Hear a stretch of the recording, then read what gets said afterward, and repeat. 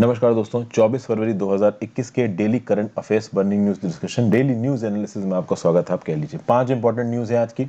पहले न्यूज से शुरुआत करते हैं। Tool kit case, Delhi high court grants bail to Disha Ravi. Disha Ravi काफी न्यूज में रही है, 22 साल की हैं ये, इतना फेमस हो गई। इतने कम समय में इतना फेमस होना मुश्किल ही है। हालांकि फेमस गलत कारणों से हुई थी, लेकिन दिल्ली हाई कोर्ट ने बोल दिया है कि दिशा रवि गिल्टी नहीं है। एक टूल किट शेयर की थी दिशा रवि ने, किसके साथ? ग्रेटा थुनबर्ग के साथ। ग्रेटा थुनबर्ग ने उस टूल किट को ट्वीट कर दिया और फॉर्म प्रोटेस्ट की तरफ अपना सपोर्ट दिखा दिया। बाद में ग्रेटा थुनबर्ग ने उस टूल किट को डिलीट किया और नई टूल किट डाल दी। ये पूरा का पूरा केस मैंने इस वीडियो में समझा रखा है, तो अगर आप बैकग्राउंड नहीं जानते हैं तो पहले आप इस वीडियो को देख लो जाके, तो आपको इसका बैकग्राउंड पता चल जाएगा। वापस आते हैं। अब देखिए, यहां पे जो टूल किट शेयर की थी क्लाइमेट चेंज एक्टिविस्ट दिशा रवि ने, इसको इनॉक्युअस कहा है दिल्ली हाई कोर्ट ने। इनॉक्युअस का मतलब क्या होता है? Not likely to give offence or to arouse strong feelings or hostility. Innocuous मतलब ये एक ऐसी चीज नहीं है जो कि बहुत ज्यादा ऑफेंस कर रही है या बहुत स्ट्रॉन्ग फीलिंग्स को अराइज कर रही है या हॉस्टिलिटी लेके आ रही है। दिल्ली हाई कोर्ट ने बेल दे दी है किसको? दिशा रवि को। दिशा रवि को अरेस्ट किया गया था इस टूल किट के लिए और बोला गया था कि इस टूल किट के थ्रू दिशा रवि फार्मर प्रोटेस्ट को वायलेंट बनाने की कोशिश कर रही हैं। ये जो फार्मर प्रोटेस्ट 3 फार्म लॉस के अगेंस्ट हो रहे हैं। एडिशनल सेशंस जज धर्मेंद्र राणा साहब ने क्या बोला है कि भाई इस टूल किट में ऐसा कुछ भी नहीं है जो किसी भी प्रकार के वायलेंस को यहां पे प्रमोट कर रहा हो। धर्मेंद्र राणा साहब ने बोला कि अगर हम सेडिशन नाम के शब्द को इन्फर करें, और बाय द वे सेडिशन आता है under section 124A of the Indian penal code. 1870 से ये एग्जिस्ट हो रहा है इंडियन पिनल कोड में। सेक्शन 124A सेडिशन, मेरे नाम हर्षित द्विवेदी के साथ सर्च मारिए, इसके ऊपर मैंने एक वीडियो बनाई है, आपको वो वीडियो मिल जाएगी, काफी न्यूज में तो इंपॉर्टेंट है। तो जब सेडिशन के चार्जेस लगाए दिल्ली पुलिस ने 22 साल की एक्टिविस्ट दिशा रवि के ऊपर, जब इस सेडिशन चार्ज को खंगाला, तो धर्मेंद्र राणा साहब का यहां पे क्या बोलना है? Law proscribes only such activities as would be intended और have a tendency to create disorder और disturbance of public peace by resort to violence. There is not even an iota of evidence brought to my notice connecting the perpetrators of the violence on 26 January 2021 with PJF और the applicant accused Ravi. यानी कि यहाँ पे धर्मेंद्र राणा साहब Delhi high court के क्या बोल रहे हैं, जज हैं वो, कि भैया सेडिशन के चार्ज आपके ऊपर तभी लगाए जा सकते हैं बाय लॉ जब आप ऐसा कोई काम कर रहे हो जिससे डिसऑर्डर या डिस्टरबेंस क्रिएट हो, जिससे पब्लिक पीस पूरी तरीके से टूट जाए और वायलेंस, लड़ाई मारधाड़ होने लगे। लेकिन दिशा रवि ने जो कुछ भी किया है, और 26 जनवरी को दिल्ली में जो भी वायलेंस हुआ, उस वायलेंस को आप किसी भी प्रकार से ना पीजेएफ से जोड़ सकते हो, पोएटिक जस्टिस फाउंडेशन से, जिसको प्रो खालिस्तान ग्रुप बोला जाता है, और ना ही उसको आप दिशा रवि से जोड़ सकते हो। तो 26 जनवरी वाले वायलेंस को दिशा रवि के साथ जोड़ना और पीजेएफ के साथ जोड़ना, इस बात को बिल्कुल मना कर दिया है धर्मेंद्र राणा साहब ने। फिर उन्होंने ये भी बोला है कि भाई जो सिटीजन्स हैं, they are conscious keepers of the government in any democratic nations. अगर ये सिटीजन स्टेट पॉलिसी के साथ डिसएग्री करते हैं तो इसका मतलब ये नहीं है कि आप सेडिशन के चार्ज लगा के उनको जेल में बंद कर दोगे, आप ये नहीं कर सकते हो। चूंकि right to dissent is a part of article 19 of the constitution of India. Freedom of speech है, एक्सप्रेशन है हमें, और हम अपनी बातों को कह सकते हैं बशर्ते वो बातें वॉयलेंस ना फैलाएं। और पीजेएफ और दिशा रवि ने ये जो टूल किट शेयर की थी, ये किसी भी प्रकार से वॉयलेंस नहीं फैला रही है। सेडिशन में कहीं ना कहीं कॉन्स्पिरेसी की भी बात की गई कि एक चाल चली जा रही दिशा रवि के द्वारा एक वायलेंस को फैलाने के लिए। तो बेसिकली यहाँ पे धर्मेंद्र राणा साहब का ये भी बोलना है कि कॉन्स्पिरेसी आप केवल इन्फ्रेंसेस के बेसिस पे लेके नहीं आ सकते। कॉन्स्पिरेसी के लिए आपको कंक्रीट एविडेंस लाना पड़ेगा। एक टूल किट को शेयर करना, एक व्हाट्सएप ग्रुप बनाना, ये एविडेंस नहीं है जब तक ये बात ना प्रूव हो जाए कि उस व्हाट्सएप ग्रुप में या टूल किट में सीधे सीधे ऑफेंस या वायलेंस या पब्लिक डिसऑर्डर को प्रमोट किया जा रहा हो। तो यहाँ पे दिशा रवि के पूरी तरीके से फेवर में चला गया है केस, और सरकार यहाँ पे बैट फुट पे है। जनरल स्टडीज पेपर 3 में challenges to internal security through rule of media social networking sites में पर्टिकुलर न्यूज आपको काम आएगी। और जनरल स्टडीज पेपर 2 में स्ट्रक्चर ऑर्गेनाइजेशन ऑफ जुडिशरी में ये चीज आपको काम आएगी, फंक्शनिंग ऑफ जुडिशरी में।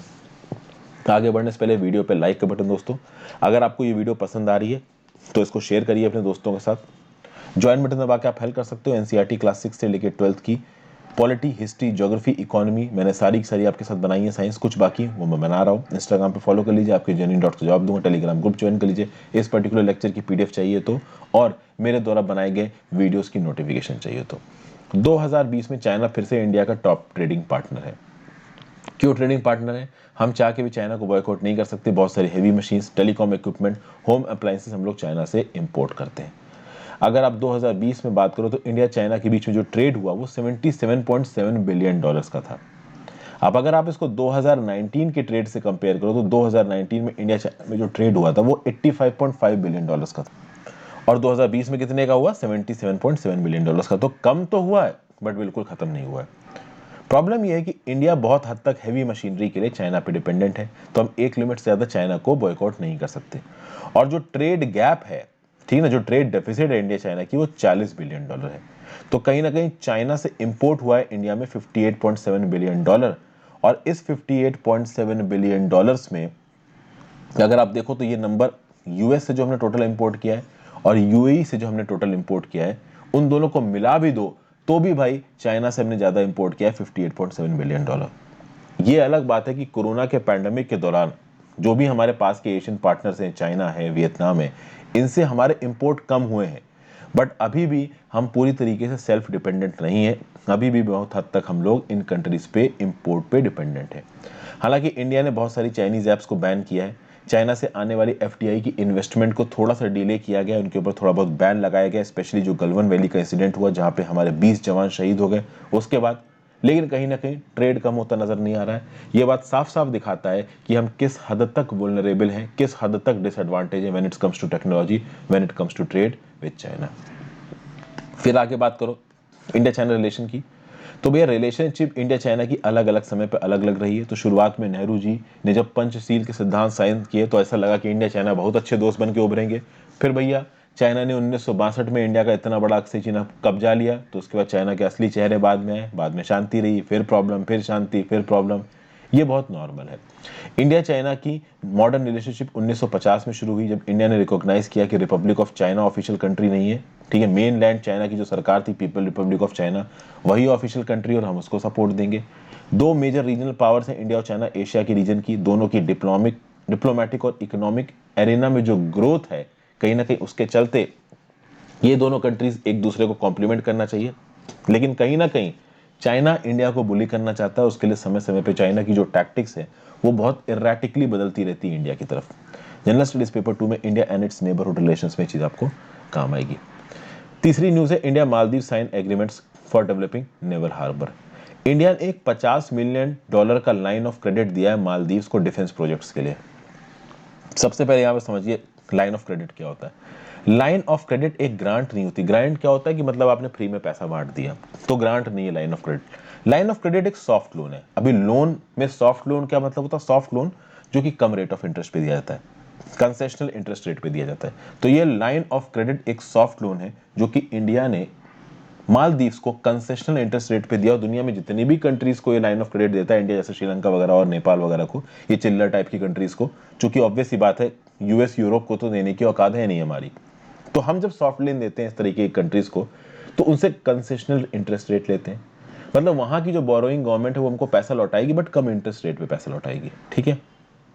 फिर ये जो लाइन ऑफ कंट्रोल है ये इंडिया के गुड्स और सर्विसेज को एक्सपोर्ट करने में भी काम आती है, क्योंकि इन लाइन ऑफ क्रेडिट में एक टर्म एंड कंडीशन होती है कि 75% इस लाइन ऑफ क्रेडिट के पैसे को इंडिया में बने हुए सामान से खरीदना है आपको।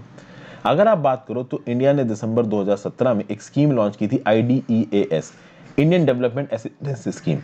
इंडियन डेवलपमेंट असिस्टेंस स्कीम में लिखा है कि भाई लाइन ऑफ क्रेडिट के अंदर टर्म्स ऑफ क्रेडिट क्या होंगे, और ये टर्म्स ऑफ क्रेडिट कहीं ना कहीं डेवलपिंग कंट्रीज के लिए बताए गए। तो इस Indian development assistance scheme IDEAS दिसंबर 2015 के अंदर ही लाइन ऑफ क्रेडिट को इंट्रोड्यूस किया गया है, और लाइन ऑफ क्रेडिट के अपने टर्म्स ऑफ रेफरेंस है। इस लाइन ऑफ क्रेडिट के हिसाब से पैसा दिया जाएगा किसी दूसरी सरकार को, और सरकार उस पैसे को लौटाएगी एक कंसेशनल इंटरेस्ट रेट पे। तो मालदीव्स को अगर हमने लाइन ऑफ क्रेडिट दिया है तो मालदीव्स हमको थोड़ा थोड़ा इंटरेस्ट करके ये पैसा वापस करेगी। तो $50 मिलियन का लाइन ऑफ क्रेडिट मिला है, किसके लिए मिला है? डिफेंस प्रोजेक्ट्स के लिए मिला है। और दोनों कंट्रीज ने एग्री किया है कि एक की नेवल फैसिलिटी मेंटेन करेंगे इंडियन ओशन आर्किपेलागो में। ये जो की नेवल फैसिलिटी है ये बनाई जाएगी हार्बर में उथुरा थिला फुलहू नेवल बेस पे। अब ये उथुरा थिला फुलहू नेवल बेस है कहाँ? ये आपको मालदीव्स का नक्शा नजर आ रहा है। ओवरऑल ये इंडिया है यहाँ पे, और इधर आपको छोटा सा माले दिख रहा है, मालदीव्स। मालदीव्स बहुत बड़ा ग्रुप ऑफ आइलैंड है, आर्किपेलाजो है। उसमें अलग अलग कितने तरीके के आर्किपेलाजो, इनके क्या क्या नाम है, जैसे कि मामा कुंदू, मालू मसदालू, ठीक है, गैधू, अरी, नीलंधु। उसमें यहाँ पे दिख रहा है माले एटॉल। कभी अगर आप मालदीव्स घूमने जाओगे तो आपकी जो फ्लाइट है वो माले में उतरेगी। माले के बगल में ही है ये आपका उथुरा फुलहू नेवल बेस, उथरा थिला फुलहू नेवल बेस, जिसको यहाँ पे डेवलप करने की बात की जा रही है। ये जो डेवलपमेंट का कॉन्ट्रैक्ट है ये तब साइन किया गया जब हमारे एक्सटर्नल अफेयर्स मिनिस्टर जयशंकर साहब अपनी 2 दिन की विजिट पे गए मालदीव्स में। कुछ 5 और एग्रीमेंट साइन किए गए, जिसमें $25 मिलियन की लाइन ऑफ क्रेडिट है रोड्स के डेवलपमेंट के लिए भी। एक एग्रीमेंट साइन हुआ है इंडिया के एक्सिम बैंक और मालदीवियन गवर्नमेंट के बीच में डिफेंस लाइन ऑफ क्रेडिट के लिए, ये तो मैंने आपको बता ही दिया। यहाँ पे मालदीव्स की डिफेंस मिनिस्टर जो जयशंकर साहब के साथ इस एग्रीमेंट को साइन करनी थी, इनका नाम था मारिया दीदी, ठीक है ना। एग्रीमेंट क्या है? Develop, support and maintain the coast guard harbour in Uthuru Thila Falhu. फिर इन मिनिस्टर्स ने बात की कि भाई अलग अलग डिफेंस और सिक्योरिटी कॉपरेशन में एक दूसरे के साथ बातचीत करेंगे। इंडिया ने बोला कि हम हमेशा आपके रिलायबल सिक्योरिटी पार्टनर हैं, ठीक है। इंडिया की भी मजबूरी है, अभी भाई चाइना हर जगह ही घुसा जा रहा है, तो हमें भी दोस्त बनाने ही पड़ेंगे। फिर मालदीव्स की अपनी कोई नेवी नहीं है, उनका कास्ट गार्ड ही उनकी नेवी की तरह काम करता है, और that is basically a component of Maldives national defence force. तो कहीं ना कहीं मालदीव्स नेशनल डिफेंस फोर्स की कैपेबिलिटीज, उनकी सर्वेलेंस एयरक्राफ्ट प्रोवाइड करना, उनको पेट्रोल व्हीकल्स प्रोवाइड करना, इसमें समय समय पर नई दिल्ली ने मालदीव्स की मदद की है। मालदीव्स को काफी फायदा हुआ है इंडिया की नेबरहुड फर्स्ट पॉलिसी का। नेबरहुड फर्स्ट पॉलिसी के चलते मालदीव्स के पास इंडिया की बहुत सी मदद की है। जैसे कि मालदीव्स ने 2 लाइंस ऑफ क्रेडिट दी हैं $1.2 बिलियन की। न्यू दिल्ली ने बजटरी सपोर्ट दिया था लास्ट ईयर $250 मिलियन का, ताकि मालदीव्स कोविड-19 के इकोनॉमिक इम्पैक्ट से डील कर पाए। इंडिया के पास खुद के लोगों को संभालने के लिए पैसे नहीं है, माइग्रेंट्स हमारे इधर उधर दौड़ रहे हैं, मर रहे हैं, उसका मतलब नहीं है दूसरे देशों को पैसा जाता है। बट चलिए ठीक है, इंटरनेशनल रिलेशंस में ज़रूरी भी है। फिर भाई इंडियन एक्सिम बैंक ने मालदीव्स की लोकल अथॉरिटीज के साथ एक हाउसिंग प्रोजेक्ट ऑफ 2000 यूनिट्स के लिए एक मेमोरेंडम ऑफ अंडरस्टैंडिंग साइन किया है। एक मेमोरेंडम ऑफ अंडरस्टैंडिंग $5 लाख का फिश प्रोसेसिंग पॉइंट के लिए हुआ है, सस्टेनेबल अर्बन डेवलपमेंट के लिए हुआ है। और जयशंकर साहब ने 1 लाख डोजेस कोविड-19 की वैक्सीन की ग्रांट की तरह दी है मालदीव्स को अंडर इंडियाज वैक्सीन मैत्री इनिशिएटिव। पहले ही इंडिया के वैक्सीन मैत्री इनिशिएटिव के अंदर 1 लाख डोजेस मालदीव्स को इंडिया दे चुका है, और अब 1 लाख डोजेस और दी गई हैं, ठीक है। तो जनरल स्टडीज पेपर 2 में India and its neighbourhood relations में ये पर्टिकुलर न्यूज आपको काम आएगी। फिर एक और न्यूज है जहां पे सुप्रीम कोर्ट हमारी सेंट्रल गवर्नमेंट को क्रिटिसाइज करते हुए नजर आ रही है। हमारी सेंट्रल गवर्नमेंट ने आरटीआई एक्ट में 2019 में कुछ चेंजेस किए थे, ठीक है भाई। सबसे पहले समझते कि वो चेंजेस क्या थे। चेंजेस ये थे कि आरटीआई एक्ट के अंदर आपको पता है central information commission, state information commissioner, information commissioners of state, ये अपॉइंटमेंट होता है। अभी भाई इन इंफॉर्मेशन कमिश्नर्स की, चीफ इंफॉर्मेशन कमिश्नर्स की सैलरी और सर्विस कंडीशन कौन डिसाइड करेगा? तो पहले उस एक्ट के अंदर सैलरीज और सर्विस कंडीशंस लिखी थी, अब ये बोला गया कि भाई सेंटर पे और स्टेट लेवल पे जो भी सैलरी और सर्विस कंडीशंस होगी इन इंफॉर्मेशन कमीशन की, वो सरकार डिसाइड करेगी। फॉर एग्जांपल, अगर आप चीफ इंफॉर्मेशन कमिश्नर की बात करो, तो पहले चीफ इंफॉर्मेशन कमिश्नर की जो सैलरी होती थी, पर्क्स प्रिविलेजेस होते थे, वो एक इलेक्शन कमिश्नर के बराबर होते थे ऑफ इंडिया के। लेकिन अब ये बोला गया है कि चीफ इंफॉर्मेशन कमिश्नर की salary, allowances and other terms of service, और इंफॉर्मेशन कमिश्नर की salary, allowances and other term of service, ये कौन डिसाइड करेगा? They shall be as such as may be prescribed by central government. उसी प्रकार से पहले एक स्टेट इंफॉर्मेशन कमिश्नर की जो सैलरी होती थी और पर्क्स प्रिविलेजेस होते थे, they were equivalent to chief secretary of the state government. अब इनको डिसाइड किया जाएगा सेंट्रल गवर्नमेंट के हिसाब से, मतलब सेंट्रल गवर्नमेंट अब बताएगी कि इन इंफॉर्मेशन कमिश्नर्स की क्या सैलरी सर्विस कंडीशंस होंगी। As simple as that. ये जो अमेंडमेंट लेके आई थी सरकार, इसको एसेंट मिल गया था 1 अगस्त 2019 को प्रेसिडेंट का, ठीक है भाई। पहले क्या होता था कि इन इंफॉर्मेशन कमिश्नर्स को 5 साल का टेन्योर मिलता था, स्टेट इंफॉर्मेशन कमिश्नर्स को भी 5 साल का टेन्योर मिलता था। अब इनका टेन्योर तक सेंट्रल गवर्नमेंट बताएगी। तो किसी भी एक पर्टिकुलर इंफॉर्मेशन कमिश्नर का टेन्योर कितना होगा, ये सेंट्रल गवर्नमेंट बताएगी। इस प्रकार के जो नियम कानून थे वो 2019 में लाए गए थे आरटीआई अमेंडमेंट एक्ट के थ्रू। इन कानूनों के अगेंस्ट एक पिटीशन फाइल की थी जयराम रमेश साहब ने, और जयराम रमेश साहब की इस पिटीशन के ऊपर सरकार को बोला गया कि आप अपना रिप्लाई फाइल करो। साल बीत चुका है और सरकार की तरफ से कोई भी रिप्लाई नहीं आया। इसलिए सुप्रीम कोर्ट यहां पे ह्यूमन गवर्नमेंट को क्रिटिसाइज कर रहा है कि भाई अगर जयराम रमेश ने आपसे सवाल पूछा है आरटीआई एक्ट में जो आपने चेंजेस किए हैं, तो आप सवाल का जवाब तो दो, ठीक है ना। जनवरी 2020 में जयराम रमेश साहब ने बोला कि भाई इस प्रकार के अमेंडमेंट से तो सरकार को भाई बिल्कुल ही ताकत मिल जाएगी कि टेन्योर, सैलरीज और सर्विस कंडीशंस वो डिसाइड कर सकते हैं चीफ इंफॉर्मेशन कमिश्नर की और इंफॉर्मेशन कमिश्नर की। और चीफ इंफॉर्मेशन कमिश्नर और इंफॉर्मेशन कमिश्नर बहुत सेंसिटिव पोस्ट पे बैठते हैं।